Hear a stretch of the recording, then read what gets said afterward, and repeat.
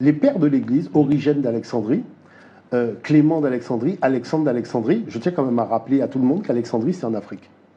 D'accord? Et Alexandrie, il y a quoi? Il y a la bibliothèque d'Alexandrie. Donc les gens vont dans notre bibliothèque, traduisent nos textes dans leur langue et viennent nous raconter des histoires dormir debout. Sauf que quand on a brûlé la bibliothèque d'Alexandrie, tout le monde a cru que c'était le cas parfait. Parce que nous n'allons jamais avoir la possibilité de vérifier. Ah ben, je vais vous raconter une chose.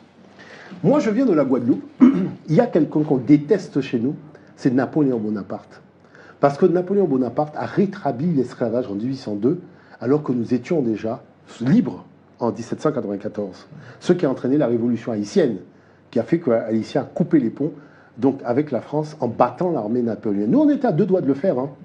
C'est simplement que la cache d'armes, on a eu un petit souci, parce que les autres qui nous poursuivaient ont décidé de prendre des bateaux, et ils nous ont coupé la route sur le chemin, donc du fait d'avoir des munitions pour aller à nouveau les affronter. Mais toujours est-il que ce qui est très étrange, regardez ça parce que l'univers c'est un côté plus, un côté moins.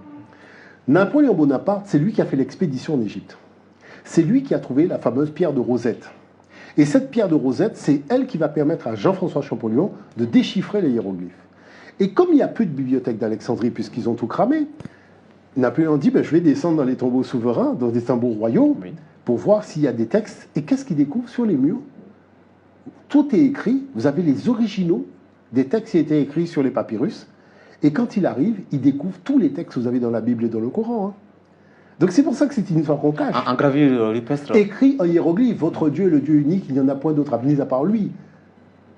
Est-ce que vous comprenez ce que je veux dire? Notre Père qui est aux cieux, que ton nom soit sanctifié, je vous salue Marie, hein, le Seigneur est avec vous.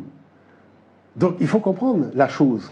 Donc Jean-François Champollion dit, mais c'est quoi cette affaire? Vous avez pris la tradition des Africains et vous présentez ça comme étant un héritage occidental ou sémite. Moi, je vais faire une conférence à Paris et je vais en parler à voir. Donc il va arriver à Paris, dans le cadre du lancement du Collège de France, il fait une conférence dithyrambique. Sauf qu'il a oublié une chose, on est en 1822. Et l'esclavage a été aboli en 1848, mon très cher. Donc, en ce qui me concerne, je pense qu'on a mis un terme un peu rapide à son espérance de vie, parce qu'il y avait des enjeux géopolitico-financiers, puisque la France avait créé la Banque de France en 1800, mais il n'y avait pas de pognon. Parce que jusque-là, le système, c'était le système esclavagiste qui remplissait les caisses économiques de la France. Donc quand Napoléon arrive au pouvoir, ben, il faut refaire partir la machine. La seule idée qu'il a en tête, c'est rétablir l'esclavage. Donc vous voyez que toute cette dynamique-là, de toute façon, le monde panafricain se retrouve toujours dans cette dynamique de l'histoire de l'Égypte, parce que c'est la maison mère, c'est notre nombril, on est parti de là. Donc à partir de ce moment-là, on ne peut pas concevoir le fait d'être africain sans passer par la case Égypte. Parce que la case Égypte, c'est ce qui nous donne nos humanités classiques africaines.